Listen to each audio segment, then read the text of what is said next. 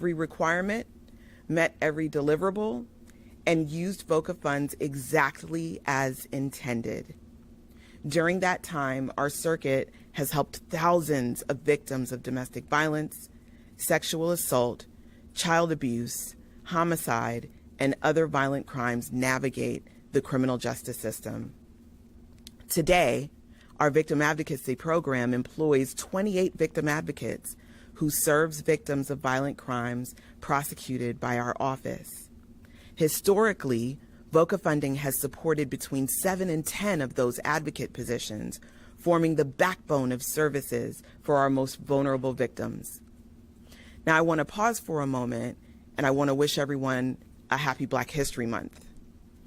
And the reason I interject that here is because here in this circuit, we made history. 10 years ago, we elected the first Black state attorney in the entire state of Florida, Aramis Ayala.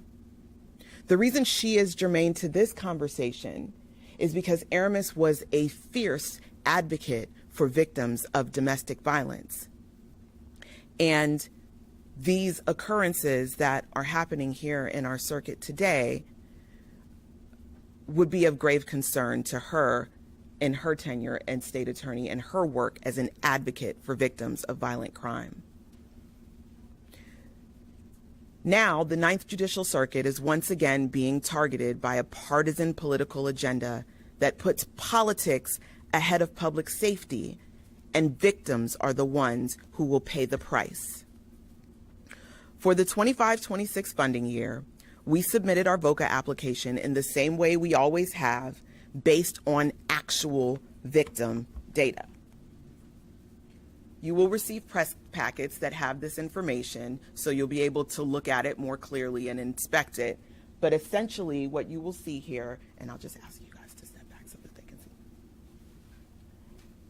is that this is the VOCA application, and what we've highlighted for you is where it asks, are there any discrepancies in the victims to be served section? If yes, then please explain. We said no. Are the target numbers appropriate? We said yes. Are there any discrepancies in the types of services section? If yes, please explain, and the answer there was no. That application was accepted by the Attorney General's office, and our deliverables were approved. The contract was issued, and our office signed it. And then, without warning or explanation, that contract was changed. In December, our approved contract was unilaterally rewritten. Now, I'm going to show you the contract, but before I do that, I want to show you the verbiage that is at the top of every victim advocate contract. And what it says is that the numbers should be based on historical data or the anticipated need of the population served through the VOCA project. And if awarded funding, the applicant agency will be expected to fulfill these performance measures. So each circuit provides numbers to the VOCA grant funding based on historical data of the victims that their programs have served. This is our request. This is the application we submitted. I've again highlighted for you up here the language that I showed you on the screen previously. And here are the categories that we asked for funding. Now, remember I told you that we have 28 victim advocates. This grant only funds between 7 and 10 of them. So we isolated down what we believed we would assign the victim advocates who are assigned to this grant, which victims they would serve. We asked for funding for 100 child sex abuse assault cases and 3,750 domestic violence cases. The AG unilaterally modified our contract. They reduced our domestic violence to 689, and they added 1,000 child abuse and neglect cases. The revised version slashed funding for domestic violence services by more than 80%, reducing the number of domestic violence victims we could serve from 3,750 to just 689, even though domestic violence is the most common violent crime in our circuit. Our office handled more than 11,000 domestic violence cases last year alone. At the same time, the new contract imposed entirely new deliverables that bear no relationship to the reality of our community, in that we were told to serve 1,000 child abuse cases when our advocates handled only 46 in the prior year. In addition to hundreds of additional victims in vague and undefined other violent crime categories. Let me be clear. These numbers are detached from real data, unsupported by case volume, and impossible to meet. And they're being applied only to the Ninth Circuit. Every other judicial circuit in Florida received VOCA funding based on actual crime data. Ours was the only one subjected to arbitrary and unachievable requirements. The 8th Judicial Circuit was asked to do 1,500 domestic violence cases. Now, this is important because they're a smaller circuit than we are, and they're only funding us for 689 domestic violence cases, but the 8th Circuit is being funded for 1,500, and up here, only 150 child physical abuse or neglect cases when we are asked to serve 1,000. The 5th Judicial Circuit, 1,587 domestic violence cases. Again, a smaller circuit than ours, given more funding for domestic violence victims than ours. And again, up here, only 192 child abuse and neglect cases when we are being asked to serve 1,000. The 11th Circuit, this is Miami, the largest circuit in the state. 7,860 domestic violence cases, 93% of their total grant funding. We asked for half of that with 3,750, and we were lowered to 689. The largest circuit in the state is only being asked to serve 170 child physical abuse or neglect cases, and the 9th Circuit is being asked to serve 1,000, when last year our advocates only had 46 cases. So if we look at it by a graph, you'll see that every other circuit that we are compared to has been giving funding for at least twice the amount of domestic violence victims that we are being given funding for. And the AG has lowered artificially our number to 689 when our office served over 11,000 victims last year.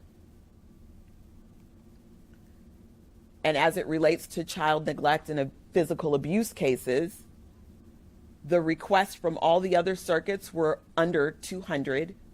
We did not request any funding for that particular area, not because we don't serve any, but because the number that we serve is so low that we preferred to put the grant use towards domestic violence victims, which is our highest area of violent crime. But again, the AG gave us an arbitrary number of 1,000 child physical abuse and neglect cases that they're requiring us to be served. From December through February, we made multiple calls and repeated requests for meetings seeking answers to 3 basic questions. Why were our numbers changed? Why are they inconsistent with real victim data? And why was no other circuit affected by these changes? We received no answers. Instead, we were told that there would be no further discussion about it. We were given an ultimatum to sign the written contract or lose funding. That ultimatum put our office and our victims in an impossible position. If we refused to sign, we lose almost $500,000 in funding. And at least 7 of our victim advocates who are here today could lose their jobs. And thousands of victims could lose access to critical services.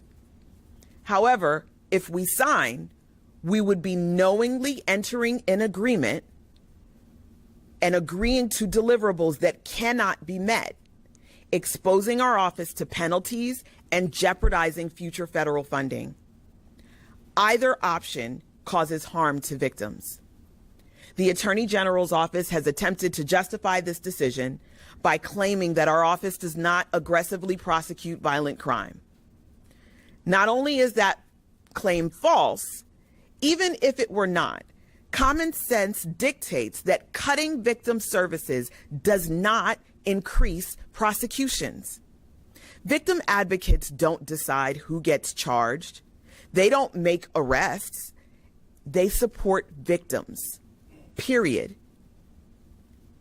Further, major law enforcement agencies in our circuit are reporting widespread reductions in violent crime. So continuing to push a narrative that this office does not prosecute crime or suggesting that we have not played a role in those reductions is disingenuous and a slap in the face to the prosecutors, victim advocates, and staff who work every day to keep this community safe. 2 weeks ago, I visited Tallahassee and I spoke with multiple legislators, multiple bipartisan legislators who were appalled at the changes being made to our victim advocate funding by the Attorney General's office. The Victims of Crime Act operates from a simple victim-centered principle. Access to services must be based on need, safety, and continuity of care, not politics. Victims cannot be punished because the Attorney General doesn't like the outcome of the last Ninth Circuit election for state attorney. And federal victim assistance funds cannot be weaponized to retaliate against the will of the voters. Yet that's exactly what's happening here. The Ninth Judicial Circuit is being treated differently and more harshly than every other circuit in Florida after voters had the audacity to re-elect me. The consequence of that decision is not borne by this office, but by victims of domestic violence, sexual assault, and other violent crime who now face reduced access to trauma-informed support, advocacy, and safety planning. VOCA was never intended to be used as a tool of political retribution, and doing so undermines its core purpose, ensuring victims receive timely, equitable, and uninterrupted services when they need them most. So today, we are calling on the Attorney General to do the right thing, to restore our VOCA contract to its original approved terms based on real victim data and consistent with how every other judicial circuit in Florida is treated. If this decision is not about politics, then the Attorney General's office should explain to this community why such a nonsensical approach is being used. They should explain why victims in this circuit are being denied the same support provided to every other Floridian impacted by violent crime. This is about victims. Victims of domestic violence, victims of sexual assault, victims of violent crime who deserve support, not political gamesmanship. I ask the public to demand fairness and transparency in how victim services are funded. I am asking you to contact the Attorney General's office and urge them to restore the Ninth Judicial Circuit's VOCA contract to its original approved terms. Speak up for the victims, because silence allows bureaucratic decisions to quietly dismantle critical support systems. And to the victims watching, we see you, we hear you, and we will continue fighting to ensure you receive the support that you deserve. Now, I have a former victim, a now survivor, who has been served by our office, and she'd like to speak to you about what the Victim Advocate Program in the Ninth Judicial Circuit has meant to her. Rachel.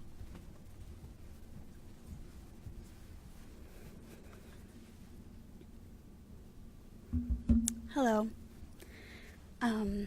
I was a victim of child sexual abuse. Most people my age never have to navigate the legal system the way I had to.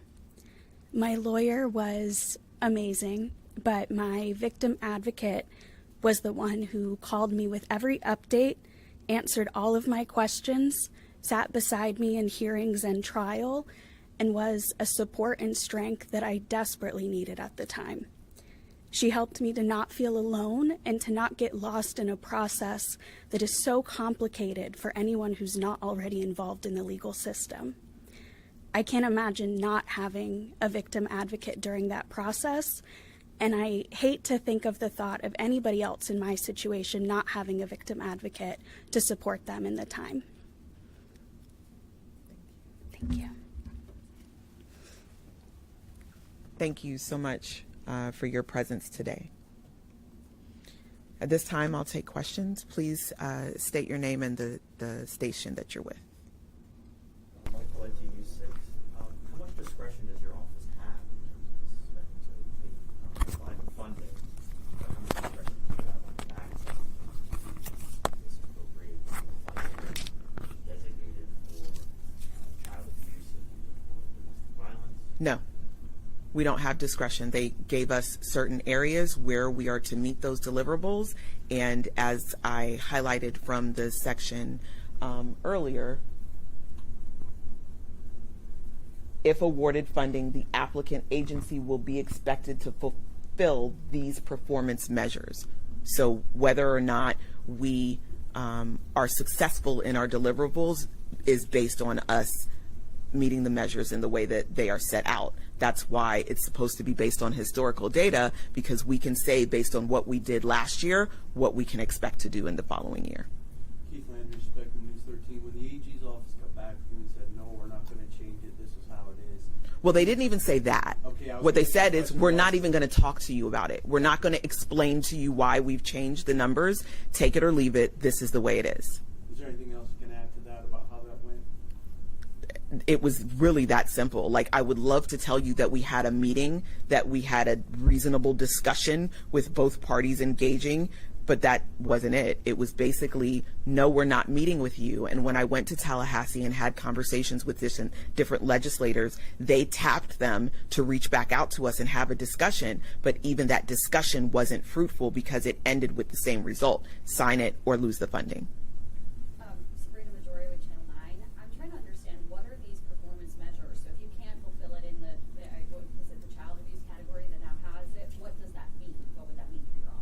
It means we, one, have not met our deliverables as required by the funding, and we won't receive the funding. What are the measures, though? Is it just literally number of cases served? Yes, number of cases served. But for instance, if we go back to the child abuse measure that has been given to us, we only had 46 cases last year. Where would we get 1,000 victims from? See, it's important to remember that the state attorney's office doesn't manufacture cases, right? Law enforcement makes arrests and they bring us cases. The victim advocates are the ones who are assigned to the cases that a victim advocate is required for. So it's not even conceivable that we would be able to meet that metric. And that's a real problem for me as an attorney, signing a contract that has a metric that I know is not conceivable for us to meet. Have you signed it? I have not. I have not. It was February the 3rd. Switch to news. As a result of not signing, you're saying that you're going to possibly now lose that funding? Yes. Entirely. So these victims will have nothing? That's correct. So what does that mean the 7 to 8 victim advocates are potentially at risk here? They are at risk. Marie Edinger with Fox 35 News. So you talked about the AG's office saying they justified their position by saying that your office doesn't go against or prosecute enough criminal cases or prosecute them hard enough, however they phrase it. When did they say that in relation to this grant, if they haven't had a conversation with you about it? That was after I went to Tallahassee and had the bipartisan conversations with multiple legislators who then reached out to the AG's office asking them to contact us, and they sent that by form of an email. Could you send that out to the press? It will be in your press packets Okay, that you'll thank receive you. today. I also am just like a little bit unclear on how this works. I'm unfamiliar with the funding system. Yeah. How does why is the state intervening at all in Federal funding. Yeah, funding? that's a really good question. Thank you for that question. So essentially, the Victim of Crime Act funding comes from the federal government to the Attorney General's office for dissemination to the circuits. So rather than the federal government individually disseminating the funding, it goes through the Attorney General's office, which is the problem What here. is the potential total loss amount of money? $500,000. Exactly. Well, 485,000.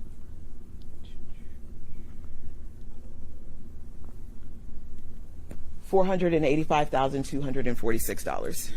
You said if you'd signed it, there could be penalties other than just the morality of signing a thing, and you know it's not going to happen. What would those penalties look like? You'd say you'd lose the funding in the end either way. Right. Well, we would lose the funding because we wouldn't have met our deliverables. And then when we go to apply for other grants, we will now have that stain on our record saying that we signed up for something that we didn't keep our end of the bargain. Right. But outside of just morality, legally speaking, I'm an attorney. I can't sign a contract that I know that we can't fulfill the deliverables of that. And that was really the biggest thing when my staff brought it to me and said, we need you to sign this because otherwise we're going to lose everything. And I sat with it for a few days, and I cannot sign a legal document binding this office to something that I know that we can't deliver. For the victims of domestic violence, if you were to sign this, I know it's the number 689, say that 690th victim came to your office, you're saying that person would not be able to be served as advocate. I'm saying that they're only funding the service of 689 victims. So I'm saying that we have 28 victim advocates, and the reason we have 28 is because we depend on funding for 7 to 10 of them from this grant. Now we would have to reorganize, and I don't know how many victims won't be served because we have built the system in such a way that 28 victim advocates serves all of the victims that come through our office. You mentioned not being able to sign because you're not able to fulfill it.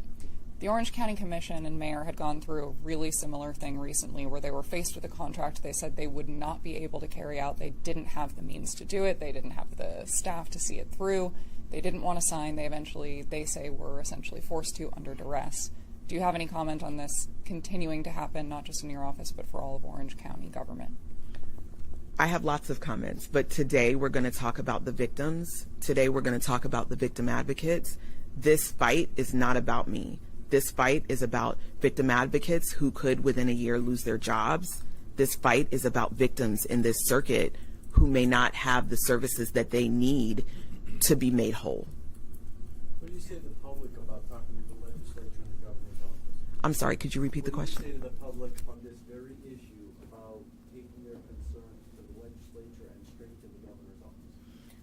I say that if there was ever a time to call, the time is now. You all have heard me stand before you for the last year and talk about how underfunded our circuit is and talk about how underfunded our office is. This is a critical blow that will absolutely begin to deteriorate the services that we're able to provide to the victims of crime. When you've heard so much conversation been had about how we need to focus on victims and we need to center on victims, this is an opportunity for the government to show their support for the victims of crime. And they are retaliating against me by weaponizing them.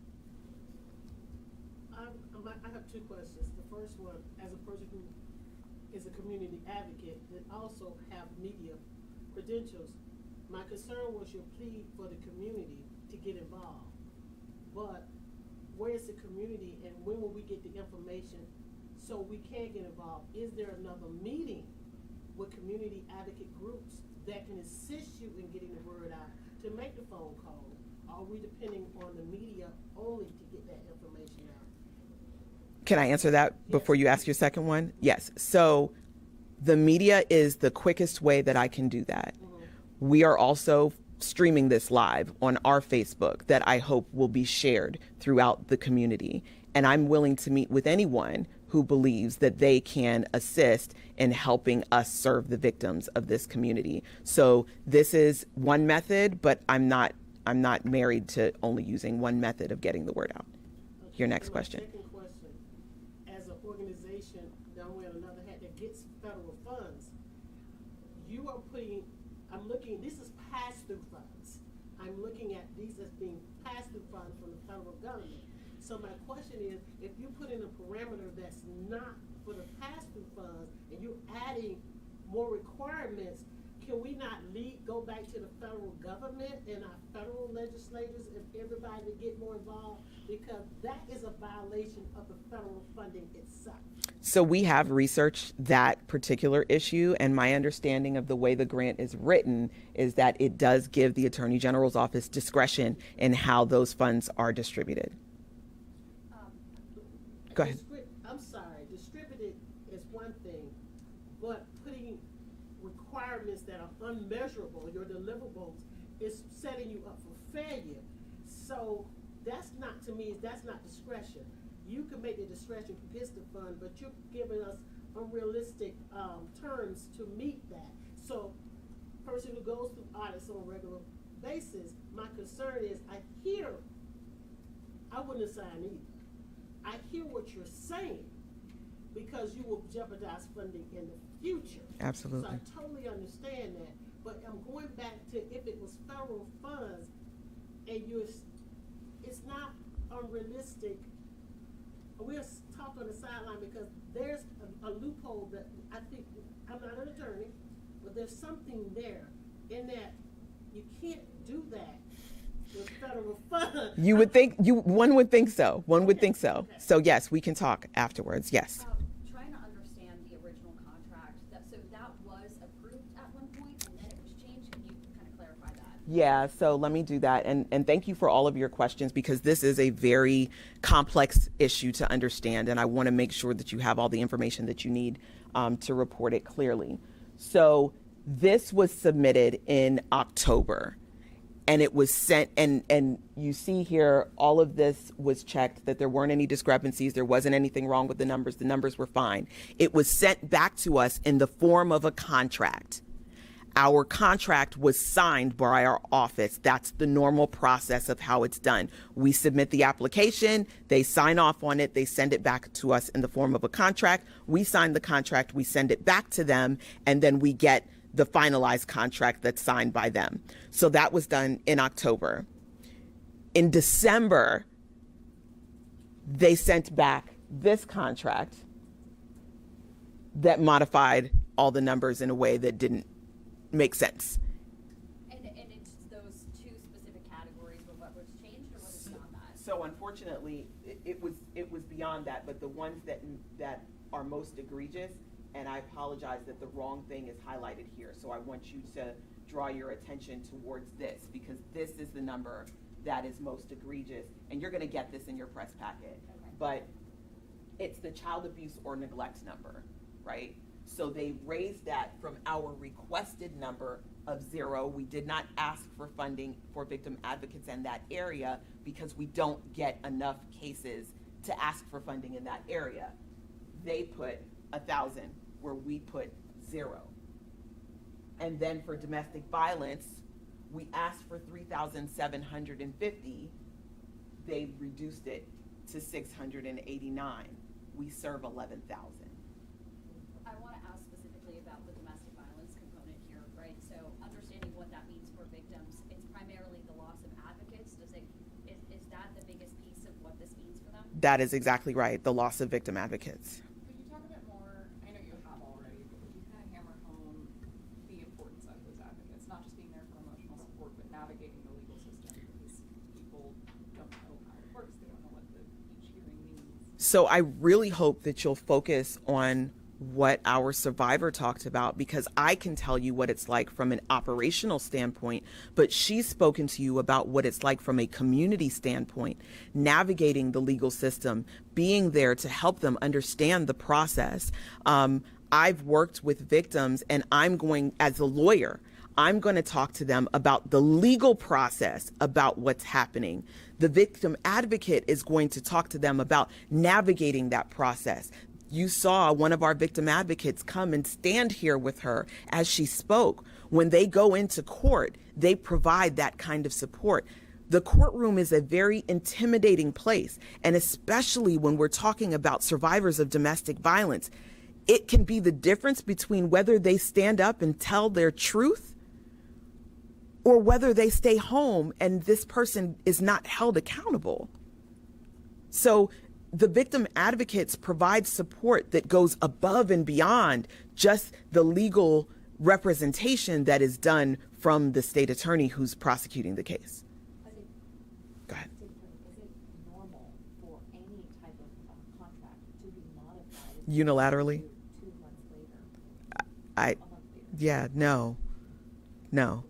That's not normal, and it's not normal in this process. As I said, this program predates me. For nearly 40 years, this office has been enrolled in the program, and nothing like this has ever happened. Just understanding in domestic violence cases, historically, I know that they tend to get dropped if someone is not willing to go up there and, as you mentioned, tell your truth. So can you explain the challenge with that and how the advocate's role, again, just kind of elaborate that piece of it? Yeah, I would love it if my victim advocate director would come and explain it to you from her perspective. This is Erin McCauley, and she is the director for the Victim Advocate Program. Good morning. Thank you first for being here. We do appreciate you. To answer your question, so the way the advocates look at it from a domestic violence standpoint is we try to meet the victims where they're at. And so we keep, every time those cases come in, and we get cases that unfortunately are the same individuals over and over again.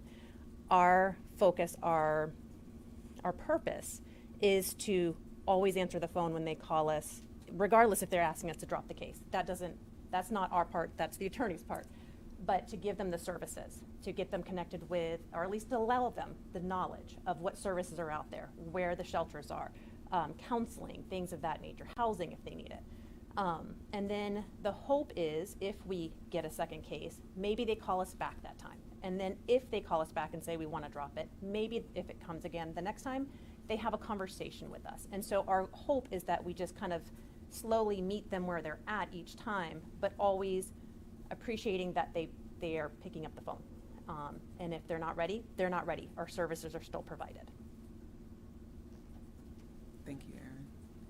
Do you have any idea why, or any insight into why the AG's office focused on these two areas, child physical abuse and domestic violence? I think it was arbitrary. I don't think there's a reason. There's no data link. There's nothing that, shows that these are areas that are underserved in our community. Again, we had our victim advocate program had 46 child neglect and abuse cases last year. So there's no rhyme or reason to it. And I would love to tell you that they explained it to us, but they did not.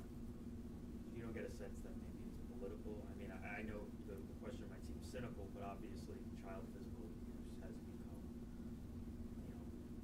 unfortunately, a center of political contention. I'll let you draw your own conclusions. The state calendar year for funding is July 1st. Is this to apply for July 1st, 2026 to 2027, or is it a different? So it's 25-26, and our VOCA funding turns over in October. So it would be for October of 25 to October of 26. So as a result of this, we lose those 7 access funds. So you have a receipt, okay, you have some, so they waited till you were already in working to make the decision to literally box you in. So we have the funding for this year, right? Past year. The past year, and it covers us through till October. Yeah, so you're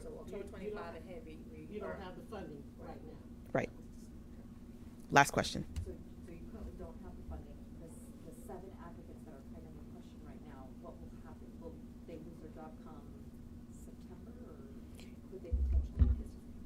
It will be next year. Right. Well, it'll be October on, right? Well, no, because we're in the contract year right now. So we have to perform the services and bill to get the money back. So we don't have any services that we can bill to get any money back for. So the money is dwindling out right now. State Attorney, I do have a question. I don't want to detract from how important this conversation is. I did want to ask a question about the Monboje case. Do you have, can I ask that question? Not today. Today is about our victims. Okay. Okay.